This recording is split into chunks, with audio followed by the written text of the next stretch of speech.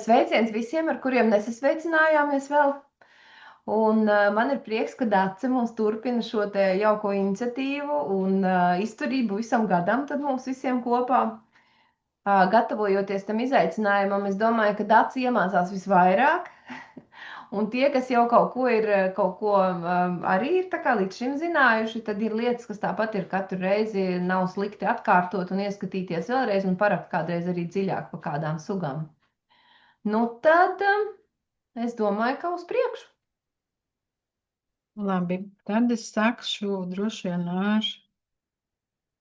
ar to, kā mums veicās iepriekšējā mēnesī. Un forši man liekas, ka iesaistītās personas ir 11, kuras ir noziņojušas kādu atradumu. Es tās zinu, un ka ir arī vairāk, kuri nav ieziņojuši, kuri paši priekš sevis liek tos ķeksīšus, un tas ir ok. Un dzeltenais sienas ķērpis ieguva visvairāk atradumu, viņi bija šajā janvārī visvieglāk arī atrast. Tad mums otrajā vietā ir dzeltenā receklene, tad ir nošķeltā eksīdija un saplicinātā eksīdija arī ir 2 atradumi noziņoti, pa vienam brūnā receklene un parastā cinobrupiepe. Un nesanāca mums atrast vēl ziemas kātiņpiepi, smadzeņveida recekleni, saldo eksīdiju un Austrijas agreni. Bet es domāju, tas nav nekas tāds šķērslis, jo atgriezties un noziņot atradumu var arī citā mēnesī, un par to arī tiks piešķirts punkts, pat ja citā mēnesī tiks atrasts un noziņots. Un mēs varam apsveikt vienu līderi, un tā ir Sintija, kura iegūsi uz šo brīdi jau ir 9 punktus. Jē! Un pārējie jau min uz pēdām. Tad vēl mums ir tāda statistika par to, cik no atradumiem ir ziņoti vai nu dabas datos vai iNaturalstā. Nu, tas ir mazākā puse. Tātad 7 atradumiem ir klāt pieziņots hipersaite uz dabas datu vai iNaturalst, bet pārējiem ir vienkārši attēls, vieta, laiks un novads. Un tad vēl ir labajā pusē redzams grafiks, kā personas. Tātad ir 11 personas, un cik katra persona ir atradusi un kā punktus piešķir. Pēc kā mēs redzam, ka 3 personas ir tās, kuras ziņo ar vietām un pārējās bez vietām. Bet tas nav tāds ļoti noteicošais. Vienkārši mēs gribētu veicināt šo te, ka dabas datos un iNaturalstā ziņo. Bet kopumā, kā jau viss šis pasākums ir pašiem priekš sevis, priekš prieka. Nu, lūk, tad mēs esam izvēlējušies 9 jaunus uzdevumus februārim, un sākšu es stāstīt par Lazdu Graudaini, jo Lazda Graudaini bija tā, kas man vispār, kad viņa iepriekšējā izaicinājumā bija, tad tā bija tā, kas man visvairāk ieintriģēja. Kad viņa ieraudzīja, man likās, šito es tā gribu atrast, un es vairākas reizes mētiecīgi gāju viņu meklēt, kamēr man tas izdevās. Nu, un par pašu Lazdu Graudaini, kā jau nosaukums pasaka, tātad viņa ir meklējama uz lazdām, arī retāk uz melnaukšķu kokiem, tādiem, kas jau, negribas teikt vārdu mirstošiem, bet, jā, kas jau kaut kā iet uz to galu, uz zariem, uz stumbriem, un man ir izdevies atrast tieši tā acu augstumā, es nezinu, kāpēc, vai tā ir arī citiem, ka viņa nav kaut kur pie kokiem apakšā, nav augšā ļoti, bet kaut kur tā pa vidu, uz 1,5–2 metriem. Tāds mans personīgais novērojums. Tad viņi izlaužās cauri mizai, tādos kā pūslīšos, un tie pūslīši ir tā kā ar tādu pūderīti, tādiem tā kā graudiņiem, tādiem interesanti tā virsma, bet iekšpuse ir tumšāka, gludāka, un es saprotu, ka viņa tā sēne tā kā atverās jau jo viņi paliek vecāki, jo viņi vairāk atverās. Kas vēl tāds? Jā, ka visvairāk viņi ir novērojama februārī tieši, tā kā ir tieši pats īstākais laiks iet viņu meklēt. Nu, te ir vēl dažas bildes no mana krājuma, kā es viņu esmu atradusi, un viņai ir tik tā interesanta tā virsma palielinājumā, kad īsti nezinu, kā viņu precīzāk noraksturot. Un slēpjās arī zem sniega. Jā, izmērs ir aptuveni 1 līdz 3 centimetri. Man liekas, tāds puderīts, kas bija iepriekšējā šeit, viņš bija 3-4 centimetri, tas viss puderīts kopā. Ja nav pārāk liela, nav pārāk maza. Un ziņojumi līdz šim dabas datos ir 104 reģistrēti, bet šī gada vairs mēs neskaitām salīdzinājumam tikai līdz 25. gada beigām. Un iNaturālstā šobrīd bija 7 ziņojumi. Un lazdu graudainai ļoti līdzīga ir apšu graudaina, kas arī mums ir februāra izaicinājumā, bet tā ir mazāka. Viņa aug uz apsēm un ošiem, tāpat kā lazdu graudaini izlaužās caur mizu tādos, bet viņai tie sākums nav tā kā pūslīšos, bet vairāk jau tā kā atverās tie diski. Un, jā, arī tā miziņa virsū ir tāda grubuļaināka, tāda un iekšā ir gludāka. Arī apšu graudainai sezonalitāte vairāk ir ziema, februāris un aprīlis. Tad ir man janvārī fotografēts šī gada, ka viņas tagad tieši sāk augt un līst ārā tādas maziņas. Tā kā var redzēt, ka atšķirībā no lazdu graudainas ir tumšākas, un arī tas pūslītis viņš tā kā tādu atvērumu, tā var teikt.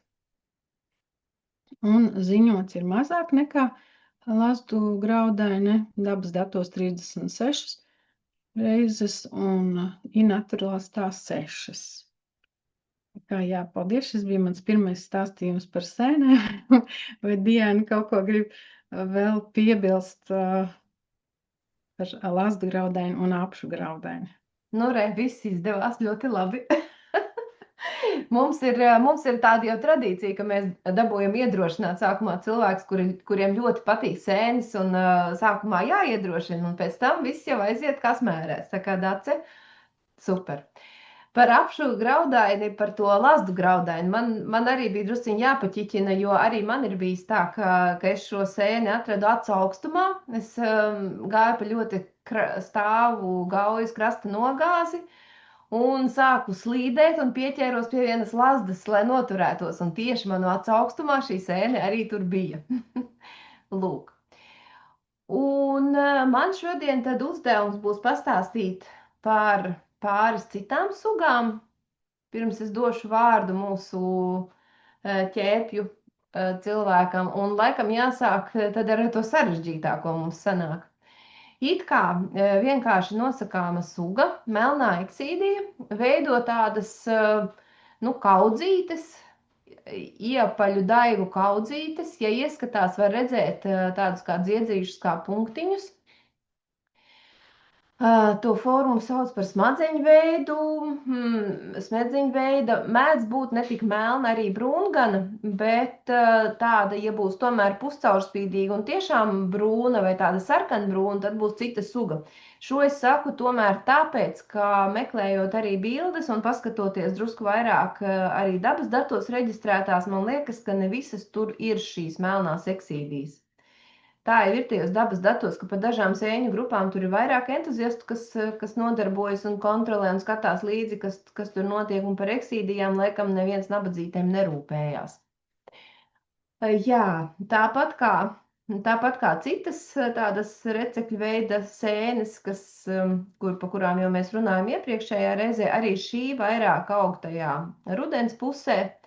Vairāk gan tad, kad ir atkusts, tad, kad nav sasalis ūdens, bet tad, kad daudz ūdens ir gaisā un tas ūdens tomēr ir sēnē pieejams. Kas mums nākamajā kadrā bija? Nākamajā kadrā mums ir arī redzamas tādas nedaudz apkaltušas, iepriekšējo. Nedaudz apkaltušas sēnes, tā pati melnā eksīdija parasti aug grupās pa vairākām, un tad, kad apkalst, jūs redziet, tā smadziņu veida forma jau izmainās, un tā sēne tā kā saplok un pieplok pie substrāta. Un eksīdijām ir raksturīgi tas, ka viņi var vispār pieplakt pie tā substrāta un kļūt par tādu kā plānu miziņu. Un tad var taisīt eksperimentu, kā ieliekot šādu te zariņu ar visu sakautušo tādu plāno miziņu veidu eksīdiju ūdenī, kaut kādā bļodiņā vai līdzīgā tvertnē. Tad šī sēne uzpūšās, atkal tā kā atdzīvojas. Bet tas, protams, nenotiek bezgalīgi daudz reizes, bet to tādu eksperimentu var arī kādreiz veikt. Tas pats attiec uz citām, bet ar melno eksīdiju viņa laikam ir ļoti labi pamanām, arī tad, kad sakautušā veidā atrodas, un tas efekts parasti ir labs. Nākamais kadrs. Nākamais kadrs ir salīdzinājumam, jo daudz kur zem viena vai otra nosaukuma parādās arī šī sēne, nošķeltā eksīdija. Un te nu sāksies tāds stāsts par, kā Dats izteicās, kā no meksikāņu seriāla, ka viens ir tas un tas nav šis, un otrs izrādās ir tomēr kaut kas cits. Jo kādreiz par eksīdija glanduloza latīnisko nosaukumu visbiežāk lietoja melnajai eksīdijai. Un tagad šobrīd ar šo nosaukumu eksīdija glanduloza saprot to nošķelto eksīdiju, kas aug uz ozolu zariem. Tā ir pavisam cita forma, kā jau mēs iepriekšējā mēnesī to apskatījām. Tā forma ir izteiksmīgāka, vairāk atgādina tādus mazus, tādus no vienas puses vairāk saspiest, no apakšpuses mazāk saspiestus veidojumus, arī ir melnā vai tādā melni brūnā krāsā. Parasti aug uz ozolu zariem. Tas ir visbiežākais substrāts, izaug augošā kokā, un ziemā var atrast arī uz zemē nokritušiem zariem. Bet sākotnēji aug tomēr kokā. Tāpat kā dzeltenā receklene, arī viņa kokā it kā būtu lielāks iespējas ieraudzīt, ja varētu saskatīt, bet mēs jau atrodam parasti tad, kad ir nokritis zemē tas zars ar šo eksīdiju. Un nākamajā kadrā es mēģināju apkopot to jucekli ar tiem latīņu un latviešu, te vēl ir tā sēne redzama uz ozola zara, arī līdzīgi aug vairāk tajā vēsajā sezonā. Un tad es mēģināju apkopot tādā tabuliņā ar kādiem latviešu un latīņu zinātniskiem nosaukumiem, parādās tādos trijos avotos, lielajā Latvijas sēņu grāmatā, dabas datos un inaturalistā. Tad lūk, tā nošķeltā, man liekas, tas nosaukums ļoti labi raksturo šo sugu, jo melnas viņas patiesībā ir abas. Un lietot nosaukumu dziedzerainā, tad arī, manuprāt, nav vairs īsti korekti, jo eksīdija glanduloza, kas tulkojumā nozīmē dziedzerainā, ir kādreiz attiecināta uz melno eksīdiju, bet šobrīd ar šo nosaukumu tiek lietota šī otra suga. Tāpēc lietot pēkšņi pārcelt gan latīnisko, ko mēs nevaram paši mainīt, gan arī mainīt latvisko uz pilnīgi pretējo, tā kā man liekas nav īsti labi. Tātad lielajā Latvijas sēņu grāmatā mums ir nošķeltā eksīdija ar nosaukumu eksīdija glanduloza, tas, kas agrāk bija trunkāta. Dabas datos ir tāpat, un inaturalistā šobrīd vēl ir tā dziedzerainā eksīdija. Tiešais tulkojums glanduloza, bet tie, kas var to mainīt, es domāju, ka šis būtu jāizmaina, lai nav juceklis. Un tālāk tā, kas mums šomēnes ir izaicinājumā melnā eksīdija, tad tā mēs arī rakstam, ka tā ir eksīdija nigricans, kas ļoti labi sasauc ar latīnisko nosaukumu. Un, jā, reizēm parādās arī kā sinonīms tā eksīdija glanduloza, tomēr tas rada jucekli, manuprāt. Lūk, un inaturalistā tad šis tomēr ir atbilstoši tai mūsdienu izpratnē, ka ir melnā eksīdija, eksīdija nigricans, un dziedzerainā ir eksīdija glanduloza, jeb labāk nošķeltā. Es ceru, ka es neradīju jums vēl lielāku jucekli galvā nekā tas bija, bet, manuprāt, abas sugas ir viegli atšķirt tomēr. Viena aug uz ozoliem un ir tāda kā pussaspiesti mēnestiņi, tādi mazi pīrādziņi uz koka. Un otrs ir tas smadzeņu veida veidojums, un tā ir melnā eksīdija. Nu, tas ir galvenais, ko saprast, un pēc tam jau var skatīties arī tālāk, kurš tad latīniskais, kurā brīdī ir tas pareizais. Jā. Diana, es varu pajautāt. Tad Jā. izriet, ka vārdu dziedzerainā mēs eksidiju vairs vispār nelietosim. Jā, jo tas, manuprāt, rada tikai lieku jucekli, jo tā eksīdija glanduloza, kā jau es teicu, kas ir tieši šī dziedzerainā eksīdija, ar šo nosaukumu var figurēt gan viena, gan otra suga. Tad latviski vismaz lai ir skaidrs, pa kuru mēs runājam. Nu tā. Paldies. Nu, un tur arī citās no sēnes LV, kas arī to pašu situāciju skaidro. Atradas Latvijā dabas datos ir ļoti, ļoti daudz, un kam tā arī vajag būt, jo suga ir ļoti, ļoti bieži sastopama. Nu, tiešām ļoti bieži sastopama. Naturalistā pagaidām vēl ir mazāk. Un atspoguļo, varētu teikt, ka aktīvāko ziņotāju medību laukus, es teiktu. Bet vajadzētu būt daudz vairāk, tā kā cenšamies. Nākamā suga, kas arī šobrīd ir sastopama gan uz augošiem kokiem, atmirušiem stāvošiem kokiem, gan arī var meklēt dažādās malkas krautuvēs, ja ir ceļmalās. Tad tā ir viena no pirmajām arī, kas parādās uz nozāģētiem baļķiem, kokiem, lapu koku. Sēne aug uz lapu kokiem, un, kā redzat, arī dod priekšroku vēsajam, mitrajam gada laikam - janvārs, februārs, oktobrs, novembris. Krāsa ir diezgan raksturīga. Es teiktu, ka jā, varētu būt arī citām sugām, bet šobrīd lielākā daļa šādu rozā plankumiņu ar tādiem izcilnīšiem, tā būs sārtā vaskaina.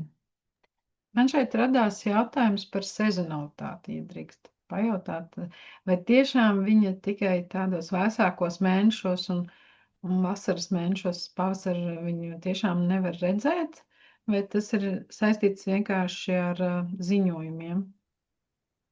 Šis varētu nebūt saistīts tik daudz ar ziņojumiem, cik tiešām ar aktīvu augšanas periodu. Es domāju, ka vasarā viņi varētu atrast, mēģināt, tikai viņi izskatīsies pilnīgi savādāk un viņi nav pazīstami. Rozā krāsa viņai noteikti nebūs. Es tagad filozofēju, kā tam vajadzētu būt, jo augķermeņi arī ir viengadīgi. Tas nozīmē, ka viņa visu gadu arī var nesaglabāties. Tad pēc tā aktīva augšanas perioda, kad viņi acīm redzot izplat arī savas sporas, tad viņi varētu beigt savu dzīves ciklu, un kā jau ar daudz citas sēnes, viņi vienkārši tiek apēsti. Kāds to augķermeni nograuž, un micēlijas gaida nākamo sezonu, kad būs atbilstoši apstākļi, lai varētu sākt atkal augt. Kaut kā tā varētu būt.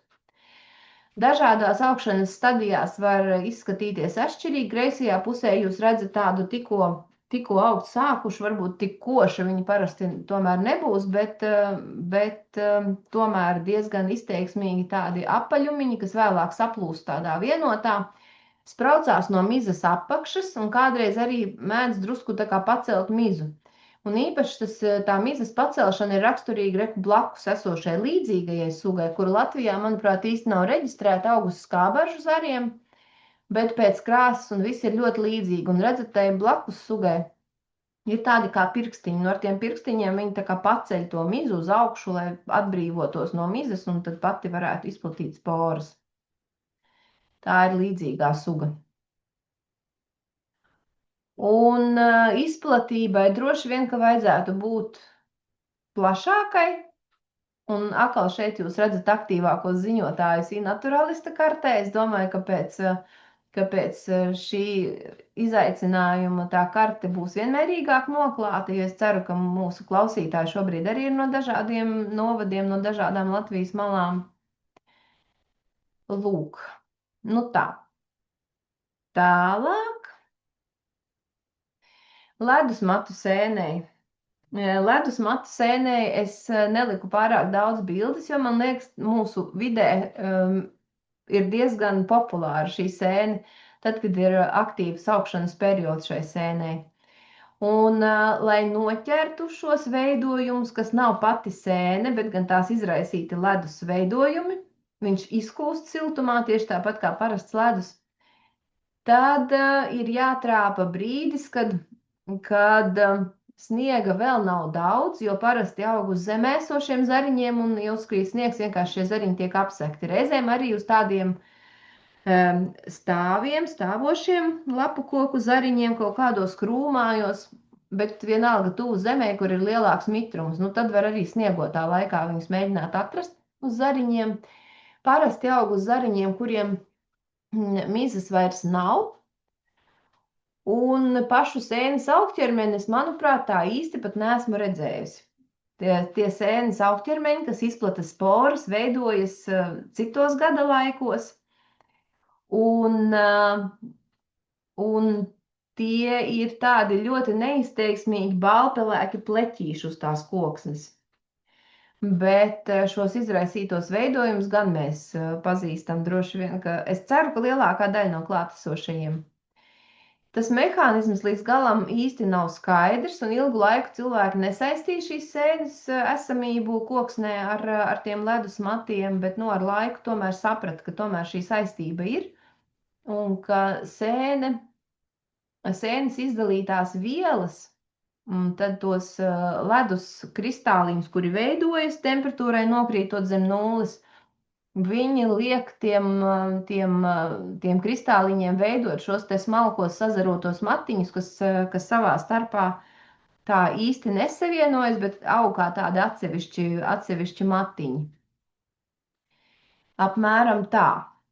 Un nākamajā kadrā es gribēju parādīt veidojumu, kas nav ledus mati, bet cita parādība, ko sauc par adatu ledu. Ja jūs ejat vēlā rudenī, kad zeme jau sāk sasalt un atrodat tādu veidojumu tā kā pa kreisi, tā nebūs ledus matu sēnes izraisīta lieta, bet šis te adatu ledus, kas vairāk ir saistīts ar fizikālām parādībām nekā ar sēnes darbību. Un savukārt labajā pusē arī ir adatu ledus, bet tur ir saistība ar sēni. Un nākamajā kadrā es jums pastāstīšu to stāstu, kā tas veidojums radās. Kā jau jūs zinat, mans hobijs ir dzīves krāsošana ar sēnēm. Un šad tad dažām sēnēm ir labāk, ja tās sēnes ievāc tādā diezgan uz galu ejošā stadijā. Un reiz bija ievākus tādas dažas sēnes. Tur bija cūcene un vēl kaut kas cits. Un tā kā istabā glabāt pārāk labi šādas stadijas sēnes nav, tad es viņas ieliku bļodiņā un izliku vienkārši ārā pa nakti. Uzliku vāku virsū, un no rīta es paceļu vāku, un man ir izaugusi šāda te ledus roze uz vienas no cūcenēm. Tā kā šis veidojums, tas arī ir tas adatu ledus, kas vienkārši ir izaudzis laukā no manām mitruma pārsātinātās sēnes, bet arī interesanti, ka tikai uz vienas sēnes un uz pārējām tur īsti nav. Tā kā tajā sēņu pasaulē tā noslēpumainā, ne tikai sēņu, vispār dabā vēl, man liekas, ne visu var izskaidrot, vai arī jārok ļoti dziļi. Tā, kas mums tālāk ir? Jā, tā kā ledus mati ir ļoti, ļoti izteiksmīgi un skaisti, tad ar tiem mums ir noklāta visa Latvija. Tagad zem sniegotā laikā viņi būs grūti pamanīt, mums ir jāgaida, ka sniegs nokusīs un kad atkal uznāks augstums. Un vēl par to ledus matu sēnes gribēju teikt, tā kā jūs redzējāt iepriekšējā kadrā, kā man izauga adatu ledus mājā, bļodiņā. Tā es esmu darījusi ar tiem zariņiem, uz kuriem es atrodu ledus matus. Tādu skaistu ledus matu veidojumu paņem līdzi, protams, ka līdz mājai viņš viss ir nobiris jau tur kratoties un ņemoties. Bet tad, ja to zariņu tādu pašu mitru piesūcinātu, izliek kādā trauciņā ar vāku, nosek, lai nav vēja, lai tur pārāk tas vējš netraucē, un izliek, piemēram, uz balkonu. Es tā izdarīju. Es atnesu mājās šādu zariņu, uz kura bija ledus mati. Protams, ka viņi bija visi nobiruši, vienkārši bija zariņš. Es šo zariņu ieliku trauciņā, uzliku vāku, noliku uz balkonu, tad, kad bija -grādi. Un otrā rītā mani sagaidīja zariņš, kuram jau atkal bija sākuši augt ledusmati. Tā kā var audzēt ledusmatus arī mājās.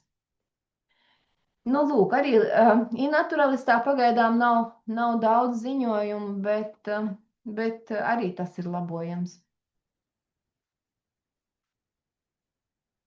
Un nākamā sēne mums ir priežu cietpiepe. Nu, tas ir kaut kas, ko var atrast visu cauru gadu, jo augķermeņi ir daudzgadīgi. Kā jūs redzat, šai piepei virspuse ir noklāta. Virspuse ir noklāta ar ķērpīšiem. Un tas jau vien liecina par to, ka tā virsma ir samērā nemainīga, nekustīga, jo ķērpīšiem nepatīk, ja kaut kas raustās, lēkā un kustās ļoti daudz. Un priežu cietpiepe vairs nav Fellinus ģintī, kā kādreiz bija viss ļoti vienkārši. Fellinus ģints, tātad visas cietpiepes iet zem šī nosaukuma. Tagad šī ģints Fellinus ir sadalīta vairākās, un tāpēc priežu cietpiepe vairs nav Fellinus pīnī, bet Porodedalia pīnī. Lai šī sēne izaugtu, ir vajadzīga ļoti liela priede, un no mežsaimniecības viedokļa sēne, protams, nav pārāk vēlama, bet par laimi ļoti jaunās priežu audzēs šo sēni nevarēs atrast. Aug tikai uz pietiekami vecām priedēm, nu, un visdrīzāk jau jāsaka tādās vietās, kur šīs audzes tiek kaut kādā veidā aizsargātas, piemēram, pie jūras mežos, kur vairāk var atrast šādas vecas priedes, un iekšzemes mežos arī, bet ir novērots, ka tieši pie jūras mežos tā priežu cietpiepe ir sastopama biežāk, un viens no variantiem, viena no versijām, kāpēc tas tā ir, varētu būt saistīts ar to, ka tajos pie jūras mežos varbūt ir biežāk kaut kādi vēji radīti bojājumi šiem kokiem, un piepēm vienkārši vieglāk ir iekļūt stumbrā. Nezinu, vai tas tā ir, bet izklausās diezgan loģiski.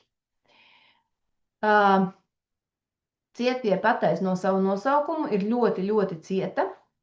Neskatoties uz to, es esmu pāris reizes mēģinājusi krāsot dziju, paņemot vienu augķermenīti vai pa gabaliņam no vairākiem. Un iznāk tīri labi, bet sagatavošana ļoti grūta. Un nākamajā kadrā es gribēju parādīt to apakšpusi. Atšķirībā, piemēram, no parastās cietpiepes, kas aug uz vītoliem, poras šai sēnei nav regulāras apaļas, bet ir tādas kantainas, brīžiem ieplīsušas, labirintu veida, un kreisajā pusē varbūt nav tas raksturīgākais kopīgais augķermeņa paskats, bet tā poru struktūra, tā ir redzama labi. Savukārt labajā izskatā, labajā pusē attēlā ir līdzīgā suga, kuru kādreiz sauca par Fellinus hrizoloma. Ja mēs kaut ko neesam te sajaukuši, tad Porodedalia bietina uz egļu, stumbriem un zariem aug. Un forma nekad neveido tādu vienu lielu veidojumu, bet drīzāk veido tādus kā dakstiņu veida cepurītes, kurām apakšpuse ir ļoti līdzīga tai, kas atrodas pa kreisi. Ja es redzētu tikai to attēlu pa kreisi, tādu tūplāni, es teiktu, ka tā ir drīzāk uz egļu stumbriem augošā. Bet, nu, radinieces jau viņas ir. Arī tāda dzeltena brūnā krāsā ar tumšāku virspusi. Jā, aug gan uz stumbra, gan ļoti bieži uz zariem. Tā kā veca egle, kurai apakšējie zari vēl turās klāt, un tad tie zari mēdz būt no vienas vietas noklāti ar šiem te nepārāk lielajiem, tomēr daudzgadīgiem augķermeņiem, ar to augķermeņu grupām. Nu tā, es domāju, ka meklējot priežu cietpiepi, pievērsiet uzmanību arī egļu cietpiepei, kas ir atrodama krietni retāk. Tā kā šis atradums būs vēl vērtīgāks nekā priežu cietpiepes atradums. Nu, manuprāt, es esmu vēl viens kadrs, laikam, ir par priežu cietpiepi. Ja? Nu jā. Mums joprojām karte parāda. Šajā gadījumā es teiktu, ka karte tiešām vairāk saistīta ir ar tādu vecu mežu klātbūtni. Kreisajā pusē dabas dati, jo kā redziet, gar piekrasti ir diezgan liela koncentrācija, kā arī Gaujas ielai, kurā arī ir sastopamas šādas vecākas mežaudzes, kur ir stingrāks aizsardzības režīms reizēm. Lūk. Un pie inaturālista mums visiem kopā jāpiestrādā, protams, lai to izplatību parādītu atbilstošāk esošai situācijai. Nu, tad līdz ar to laikam mans stāsts beidzās, un mēs pārējām pie nākamajiem slaidiem un vārds Renātei. Paldies! Jā, prieks, ka arī ķērpji ir pievienojušies izaicinājumam. Tas tāpēc, lai šo pasākumu padarītu vieglāku, jā, jo eksīdijas tur, bija traki, jā. Tāpēc, lai visi varētu iegūt vismaz 3 punktus, ir mums 3 ķērpju sugas. Un par rakstu ķērpi patiesībā ir tā, ka rakstu ķērpji mūsdienās ir sugu grupa, jo arī nekas nav tik vienkārši patiesībā, un sugu grupā rakstu ķērpji mums ir virknīte arī ļoti līdzīgu sugu, bet tā kā visā pasaulē šī noteikšana rakstu ķērpiem ir apgrūtināta, tad šo tad mēs apvienojam sugu grupā, un šis ķērpis ir krevveida ķērpis, tātad nost jūs nekādīgi no koka viņu nedabūsiet, kā tikai visu koku aizstiepjot mājās. Šis ķērpis būs jāmeklē ilglaicīgos mežos, tādos, kuros nav bijusi mežizstrāde diezgan ievērojumu laiciņu. Noteikti nemeklējiet šo ķērpi parkos vai pagalmos vai kapos vai kaut kādās aizaugušās lauksaimniecības zemēs. Uz šim ķērpim jāiet pakaļ uz tādu vislabāko mežu, kādu jūs varat iedomāties, jo tas ir dabisku mežu indikators. Un tad jāpiebāž tās actiņas tuvu kādam lapu kokam ar gludu mizu. Un visticamāk, ka tādā dabiskā mežā tas viss lapu koks arī būs noaudzis ar tādiem te hieroglifīgiem veidojumiem, kas ir šī ķērpja apotēcija, kuros tad veidojas iekšā sporas. Tātad visādi līnīņas,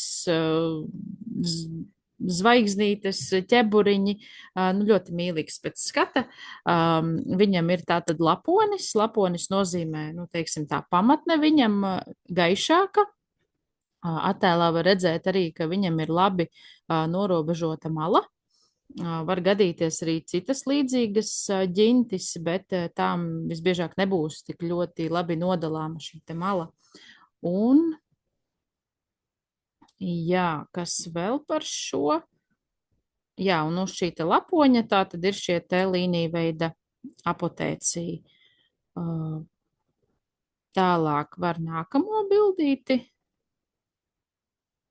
Un te viņš tūplānā, ļoti, ļoti skaists, bet tādu skatu jūs redzēsiet tikai ar lupu. Ja no malas attēluma būs jāmeklē tāds, kā būs iepriekšējās bildēs. Un tad vēlreiz par biotopiem, jā, visādas lazdas, pīlāģi, baltalkšņi, jā, arī bērzi retāk, pārsvarā jauni koki, bet retāk arī veci, pieauguši koki, arī liepas, jā. Kas vēl? Domāju, ka varam nodot stafeti Evitai. Viņa apņēmusies apgūt ķērpjus. Dodam viņai pirmo mēģinājumu. Renāta, pirms es sāku, Sintijai ir jautājums par rakstu ķērpi. Vai tām ģenētiski dažādajām sugām sporas ir viegli atšķiramas mikroskopējot? Sporas, baidos kļūdīties. Sporas atšķirās, jā. Bet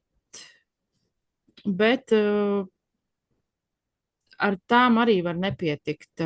Šai sugai nereti taisa arī DNS analīzes, Un līdz ar to jau dzirdot to vienu, es neesmu vairs tālāk iedziļinājusies, kā tās sugas atšķirt, bet, ja ļoti iedziļinās, tad var arī morfoloģiski pēc ārējā izskata mēģināt un nu, noteikti mikroskopēšana kā absolūti obligāta, lai tālāk noteiktu konkrētu rakstu ķērpja sugu. Un tad, jā, visos šajos te pierakstos tad liek tādu apzīmējumu S.lat, kas ir sensolato un apzīmē sugu grupu. Tātad vēl kas par ķērpiem ļoti viegli tas, ka nav sezonalitātes, tie ir pārsvarā asku ķērpji, kurus mēs te izvirzam, un tie ir visu cauru gadu atrodami. Jā, izņemot bazīdiju ķērpjus, kas ir sezonāli, bet šie te ir tātad visu sezonu. Jā. Un Latvijas kartīte, protams, ne tuvu nav tāda, kādai tai vajadzētu izskatīties. Noteikti viņa rakstu ķērpis sastopams ir visā Latvijas teritorijā, kur vien būs tādi lielāki mežu masīvi. Jā. Evita? Paldies. Nu, skatoties kartēs, man rodas priekšstats, ka sēnes un ķērpi lielākoties koncentrējas ap pilsētām.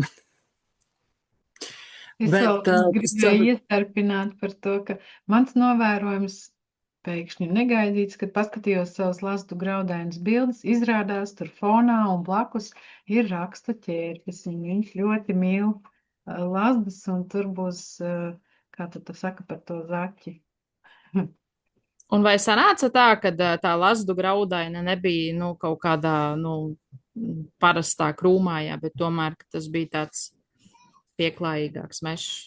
Man ir tāds kalniņš lazdu, kurā ir ļoti daudz ļoti vecu bērzu un ļoti vecas egles un priedes, bet pārsvarā ir lazdas. Un tad tur bija tā, ka pie katra puduriņa pieeja un, ir tas rakstu ķērpis, un tad pie diezgan daudz arī ir tās lazdu graudainas. Nu jā, tu jau atslēgas vārdus pateici, ļoti daudz vecu koku, tā tad, mežs, vismaz 100 gadus viņš tur aug, un tas ir tas, kas rakstu ķērpim patīk, jā, viņiem vispār nepatīk pārmaiņas, viņi ļoti konservatīvi un tādi. Protams, ne visas sugas, bet, jā. Tagad gan Evita. Paldies. Tā, man šodien laikam ir ticis visinteresantākais un viskaistākais ķērpis. Paldies, Renāte, par to. Sākšu es ar īsu janvāra sarunas statistiku. YouTube'ā janvāra sarunas ierakstam ir 92 skatījumi un 4 īkšķīši, par ko man liels prieks, un es mudinu arī visus mūsu klausītājus un skatītājus dalīties gan Facebookā, gan arī YouTube'ā un nest to vēsti plašāk, arī daloties ar nevis raidījumu, bet pasākuma reklāmu. Lūk, bet par ķērpiem runājot, man šodien ir tas gods pastāstīt jums par priežu cetrāriju vulpicida pinastri, kurai ir ļoti jauks arī angliskais nosaukums, un tas ir powdered sunshine, jeb maltie saulstari vai saules gaisma. Lūk, bet sākšu es ar tādu nelielu intrigu, kas nedaudz, protams, ir arī saistīta ar ķērpi šo lielisko. Mana draudzene nesen devās uz Austrāliju, un es viņai, protams, lūdzu atvest man kādu sēņu grāmatu vēlams etnomikoloģijas. Viņa man to grāmatu arī atveda. Parādīt grūti, tur ir kaut kādas skaistas bekas. Bet, meklējot man grāmatu, viņa saskārās ar negaidītu problēmu. Lielākajos Austrālijas grāmatveikalos bija izpirktas praktiski visas sēņu grāmatas. Un kāpēc tas tā bija, to es stāsta beigās jums atklāšu, bet es mudinu jūs padomāt par iemesliem, kāpēc gan tas tā varēja notikt. Lūk, un tagad beidzot arī par priežu cetrāriju. Tā, kā jūs redzat, skaistajās dacas bildēs ir dzeltens viļņots laponis, kura malās ir spilti dzelteni sorāļi, ļoti labi redzami. Un aug šis lieliskais ķērpis uz koku stumbriem un zariem, visbiežāk uz skujkokiem, retāk uz akmeņiem, saka Renāte. Un tas ir iecienījis gaišas, labi apgaismotas dzīvotnes, piemēram, mežmalas. Man arī ir gadījies atrast, es neteiktu, ka tā bija gluži mežmala, bet tas bija tāds diezgan gaišs un izgaismots priežu mežs. Lūk, un status šim ķērpim piemērotos biotopos, tas ir sastopams samērā bieži visā Latvijas teritorijā, un nekāds īpašs aizsardzības status tam nav piemērots. Bet, no manas pieredzes ir tā, ka nav gluži tā arī, ka viņš skrietu virsū, un tik bieži kā sienas ķērpi viņu sastapt noteikti nevar. Bet, ja jūs ieraugat priežu mežā kaut ko koši dzeltenu, tad tas visdrīzāk nebūs sienas ķērpis kā pilsētā, bet tā būs tieši priežu cetrārija. Tātad pameklējot, kad mums viņš ir pirmoreiz rakstos pieminēts, es atradu, ka jau 1772. gadā Skopolī grāmatā Flora Karniolika ir pieminēts šis ķērpis un dēvēts tajā laikā par ličenpinastriju, jeb priežu ķērpis. Par etnomedicīnisko lietojumu. Ķīnā šo ķērpi lieto plaušu tuberkulozes, dažādu ādas infekciju, vēža un sāpju spazmu ārstēšanai, kā arī venerisku slimību, piemēram, sifilis ārstēšanai. Bet datus par efektivitāti gan es neatradu. Un mēģināt arī neiesaku. Vēl šim ķērpim piemīt spēja aizsargāt pret UV starojumu, kas, protams, piemīt daudziem ķērpjiem, un arī šis nav izņēmums. Bet kāds tad ir priežu cetrārijas īpašais talants? Bez dažādām citām būtiskām, interesantām, nozīmīgām vielām tā satur arī vulpīnskābi, un šis ķērpis ir indīgs to apēdot. Un vēsturiski tas ir lietots vulpicīdam, respektīvi lapsu slepkava, ja? Kā mēs pēc latīniskā nosaukuma arī redzam, un sajaucot ar gaļu, tas ir lietots lapsu indēšanai. Šis konkrētais stāsts nāk no skandināvu folkloras, bet, kā jau mēs zinām, tad folklora ir diezgan laba liecība par sava laika praksēm. Un iepriekšējās sarunās mums arī ir pieminēts, ka vilku un lapsu indēšanai Eiropā ir lietots vilku ķērpis Wolflīčen, Letārija vulpina, un šī ķērpja lietojums plēsēju kontrolē ir dokumentēts arī rakstiski, vēsturiskos avotos, tātad 18. gadsimta dabas zinātņu traktātos. Lūk. Tad tik tālu par priežu cetrāriju. Mans stāsts ir gandrīz galā. Atradnes, kā mēs redzam, ir diezgan maz gan dabas datos, gan inaturālistā, bet es domāju, ka tas noteikti ir saistīts ar to, ka vienkārši ķērpji ir jāpopularizē vairāk. Lūk, bet tad atgriežamies pie tām izpirktajām sēņu grāmatām. Varbūt kādam ir idejas, kāpēc tās grāmatas Austrālijā bija izpirktas.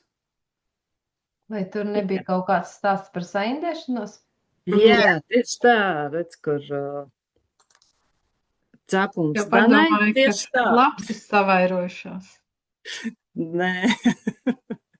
Zaļajiem par to būtu ko teikt. Mums arī, vai ne? Bet jā, tieši tā, tas ir saistīts ar to saindēšanas un tiesas tam sekojošo gadījumu, un cilvēki ir izpirkuši visas sēņu grāmatas, nezinu kādu nolūku vadīti, bet katrā gadījumā šis bēdīgais stāsts ir kalpojis tajā zemes pusē par tādu diezgan sēņu popularizēšanas materiālu. Paldies! Paldies, Evita, tu mums pacēli latiņu referātā.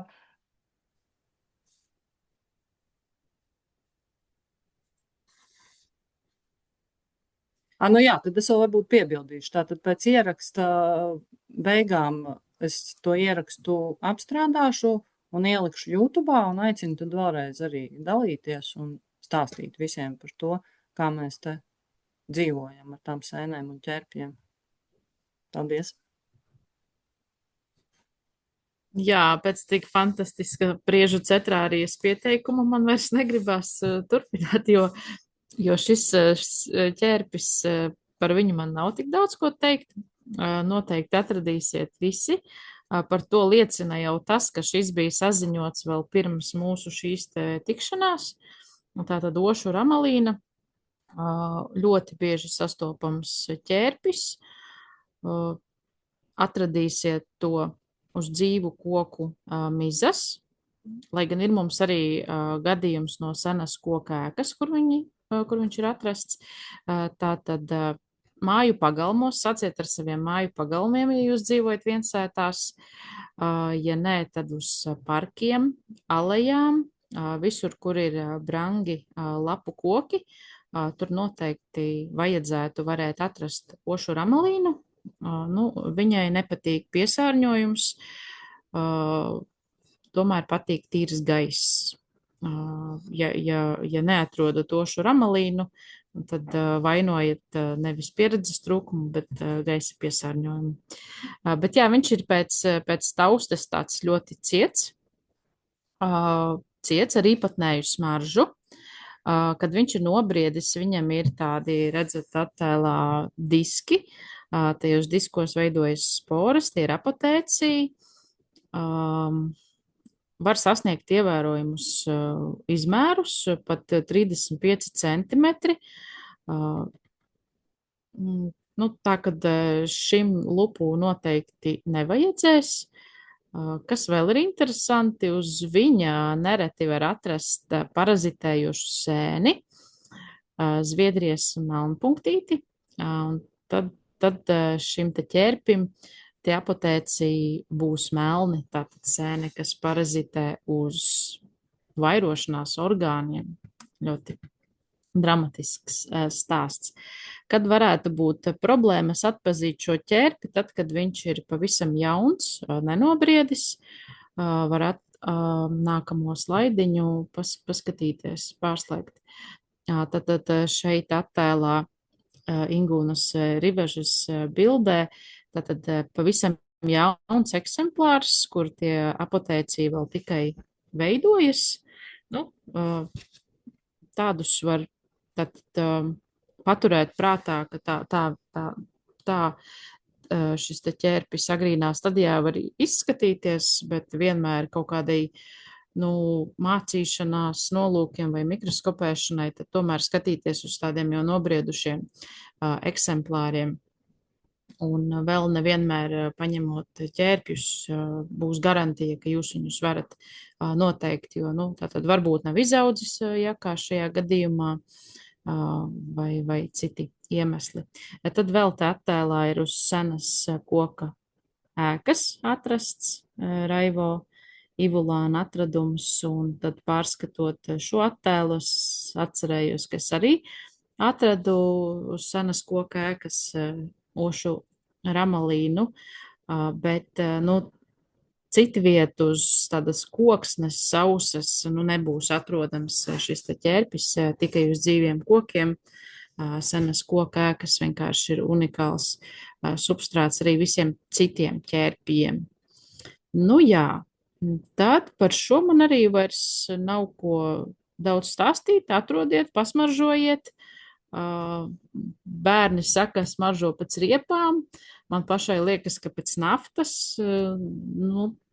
Interesanti, ka viņš ir kā tīru vietu suga, bet smaržo pēc kaut kā ļoti industriāla.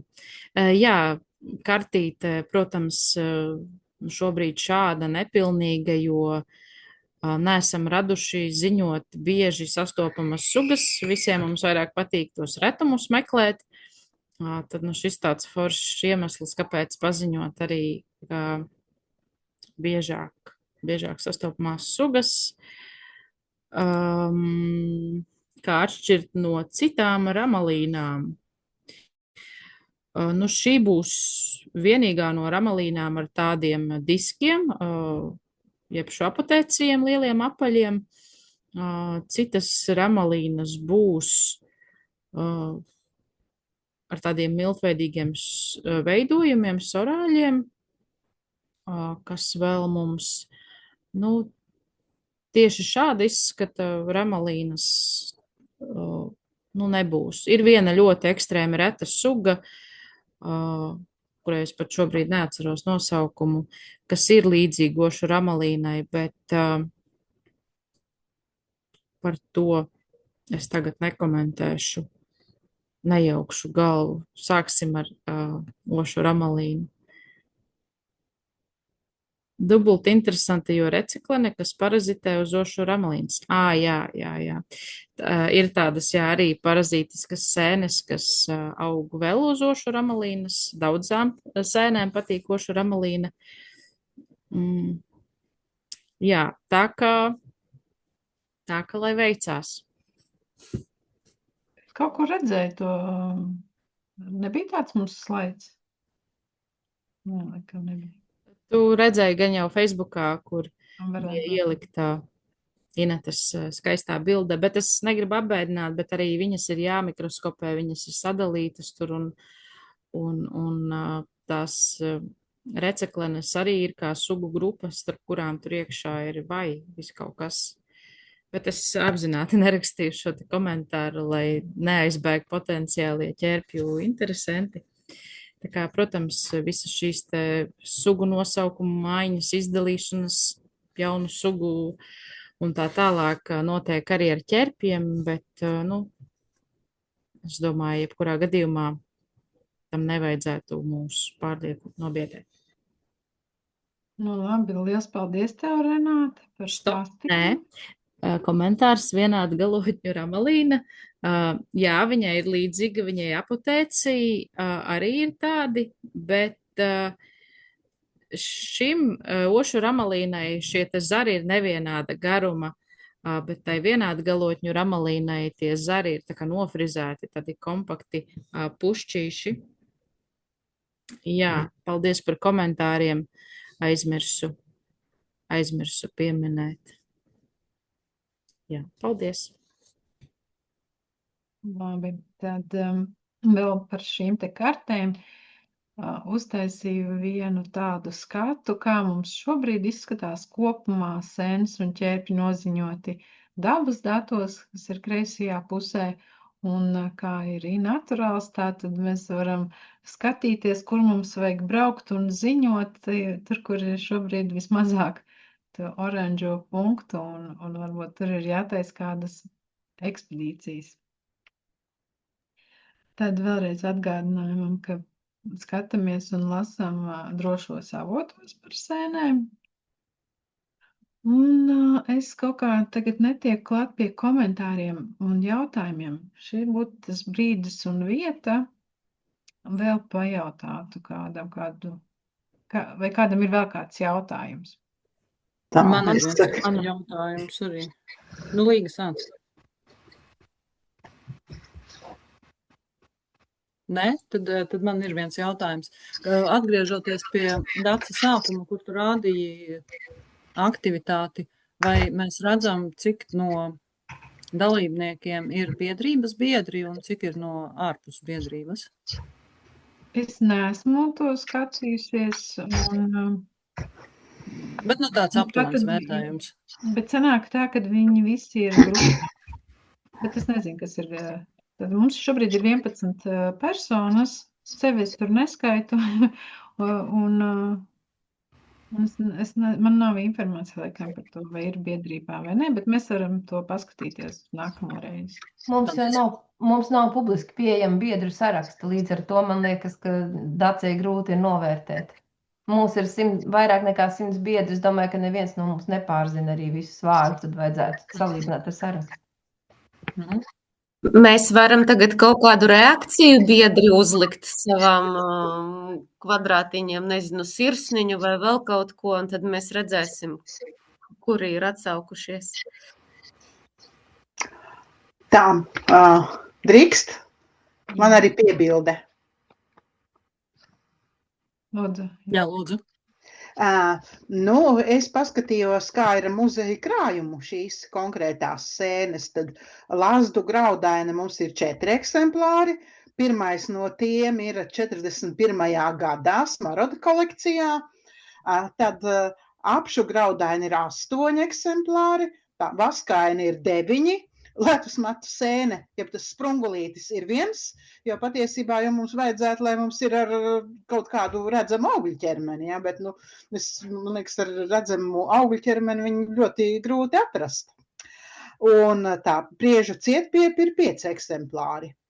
Jāatzīst gan, ka tur es nepārbaudīju, bet ļoti maz no šiem ir ar koordinātēm. Un tagad patiesībā mums jau ir tāda prasība, ka krājumā mēs nododam sēnes, vai arī tur citus augus vai ķērpjus ar koordinātēm konkrētām. Ja? Tā kā patiesībā jebkuru no šīm, it īpaši, ja viņi ir kaut kur pat tālāk no Rīgas vai varbūt tādās, patiesībā jebkuru no šīm var arī nodot muzeja krājumā.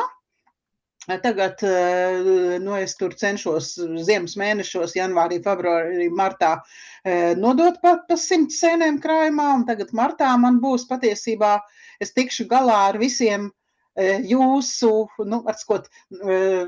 ne maniem tiem ieguvumiem, ja, un šogad man ir kādi 80 laikam, kas nav mani, tur ir gan arī muzeja kolēģi citi, gan daudzi te no mūsējiem, ja, tā kā tad tagad jau šajā gadā nē, bet pa gadu savāksies, ja, ko jūs man izsniedzat ar koordinātēm, un tad jau nākamā gada sākumā atkal nodošu krājumā. Bet es ļoti priecājos par atradumiem. Jā. Paldies. Kāda ir tā kārtība, lai nodotu krājumā? Diemžēl šobrīd mums ir nekārtība, lai nodotu krājumā, jo izskatās tas dzīvē tā, ka kaut kur, man te bija sēne ar jautājumu zīmi Ilze vai Ineta, pie tam no kurienes, ja? Apmēram tā reizēm gadās, vai ļoti bieži mums aiziet vienkārši daudz kas zudumo, tāpēc, ka mēs, protams, mums tur ir sēņu izstādes, mums tur ir dažādi pasākumi, mēs visi tur steidzamies, ja? Un tagad, tā sēne ir atrast, un tad ir kāds retums, ja? Un kurš atrada, no kurienes, neviens nekā nezina, ja? Un tāpēc ir ļoti labi, ka tās sēnes, ja pašiem mēs jau tagad daudz jūtam, kurš ir kaut kas varbūt labāks, interesantāks, vai vismaz daudz maz nosakāms, ja? Ka viņi varētu uzreiz jau piefiksēt, vai tad tās koordinātas viņas jau piefiksē, vai dabas datos, vai inaturālistā, ja? Tad jau tās koordinātas ir. Un kā nodot sēnes, ja? Tur būtu vienkārši mums ideāls paraugs ir Renāte, kura vienkārši ideāls paraudziņas ir nodevusi, ja? Viņai jau ir viss ir tas inaturālistam jau ir iespējams izdrukāt tādas maziņas etiķetītes un pievienot klāt, ja? Tas ir vienkārši ideāli, ja vēl tā mēs manot, bet katrā ziņā jābūt tai sēnei datums, vieta, ja, atradējs un koordinātes. Vai tā sēne ir nosakām, reizēm jau arī netieku galā ar visu mikroskopēšanu, ja, piedodiet, viss tik un tā nenoteikšu, ja, un ja būs ļoti daudz, arī būs grūti, bet, tādas interesantākas būtu ļoti, ļoti jauki, ja tomēr, kad nonāk arī muzeja krājumā. Ir īpaši, ja tas ir jaunums, tad vispār jau mēs īsti to jauno sugu, mēs jau nevaram viņu pierādīt pēc tās bildes vien, ja viņa nekur nav redzama, ja, un tas ir viens, ja, un otrs, tā kā mēs jau redzam, kad notiek visādas tās izmaiņas, ja, tad, ja tā sēne būs krājumā, ja, tad tur ir iespējams paņemt arī gēnu sekvenču analīzēm, ja, un es jau būtu priecīgi, ja vēl tur, ja sāks tagad analizēt un pārbaudīt, ka no tiem mūsu krājuma vākumiem, ka tur puse būs pareizi, ja, tad tas jau būs ļoti labs rādītājs, ja sāks, protams, ka tur nevar būt viens cilvēks speciālists par visām sēnēm, ja. Tā. Nu, principā, es atbildēju, ja galvenais ir pēc iespējas pilnīgāki dati, jo vairāk par to sēni kaut kas ir teikts, jo labāk, ja, un ja vēl ir bilde kaut kur, jo to foto jau pēc tam var atrast, ja ir zināms, ka ir ielikts, vai nu tajos, tur nav jāsūta vairs atsevišķi ēpastā man bildīts, un es to bildi atradīšu, vai iNaturalistā, vai dabas datos, nu, tas foto būs, ja, nu, tur iNaturalistā ir ideāli tādā ziņā, ka tur var izdrukāt to etiķeti, un tur ir tas QR kods, ja, un tur uzreiz noskanējot, piemēram, es tur skatos tagad uz to paraudziņu, man pat nav tur jāmeklē viņu tagad kaut kur, ja, es vienkārši uzreiz noskanēju, un es redzu uzreiz bildi un tos datus, kas tur ir ierakstīti. Jā, paldies. Es domāju, varbūt arī jaunajiem biedriem, tāpat kā man, tas ir tāds nezināmais faktors. Es nezināju, kad un kāpēc var nodot krājumā, kā vajag izkaltēt vai kādā iepakojumā. Jā, nu izkaltēt gan, jā, izkaltēt, nu nepārkaltēt, neizcept, laikam tur, cik ja tur ir laikam virs 40 grādiem, vai ka viņas jau tur sāk cepties, un tad jau es nezinu, kā tur būs arī ar tām sekvencēm un ar ceptām sporām, jā. Bet, nu katrā ziņā nevajag svaigas sēnes pa pastu sūtīt, jā, jo tad tur var gadīties, ka tur būs pārsvarā pelējuma sēna.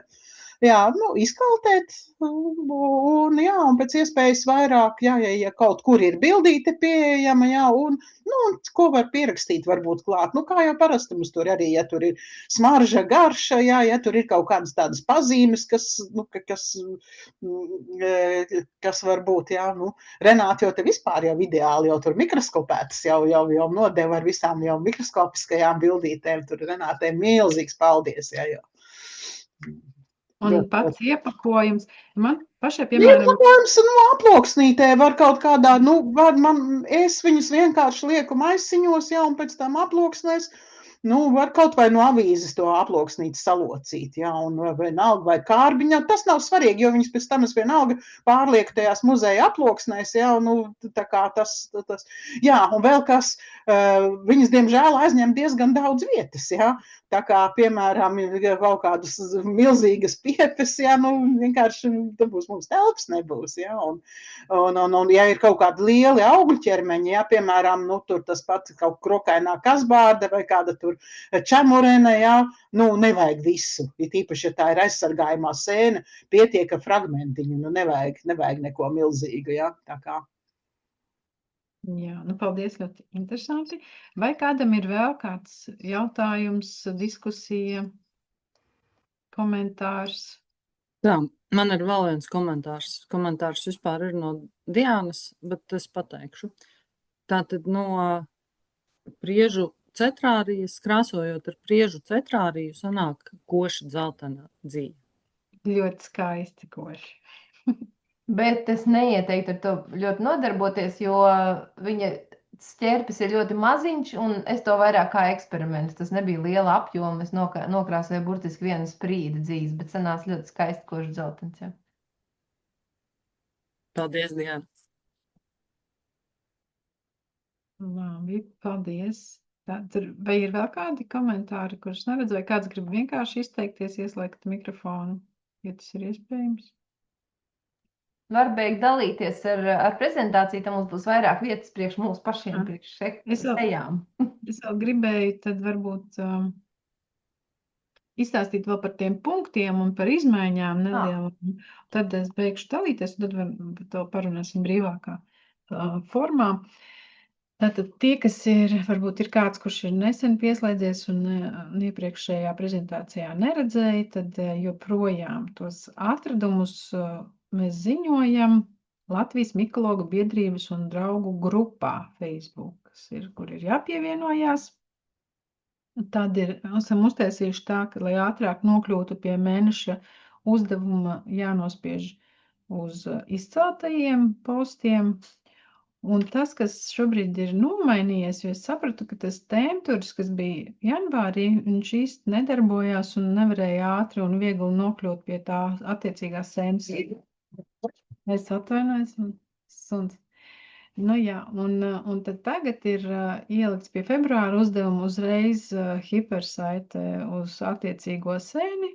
Tad nospiežam tās hipersaites un komentāriem, aizējam uz komentāru un ievadam šo attēlu, datumu, vietu un arī linku, vai nu tas būtu uz dabas datiem vai inaturālis. Tad par punktiem nekas nemainījās. Jebkurā laikā, jebkura mēneša sēnē, kur nav tajā mēnesī, ja ieliekam atradumu, tad tiek piešķirts 1 punkts. Ja nav dati par dabas datiem vai inaturālis, tad ir 2, bet ja ir visi dati, tad ir 3 punkti. Un anonīmajiem ierakstiem mēs nevaram piešķirt punktus. Un pašā izaicinājuma noslēgumā tad būs mums kāda veicināšanas pārsteiguma balva. Jā, un tad tagad es gan varu beigt dalīties, un vēl varam pārunāt kādas tēmas. Paldies!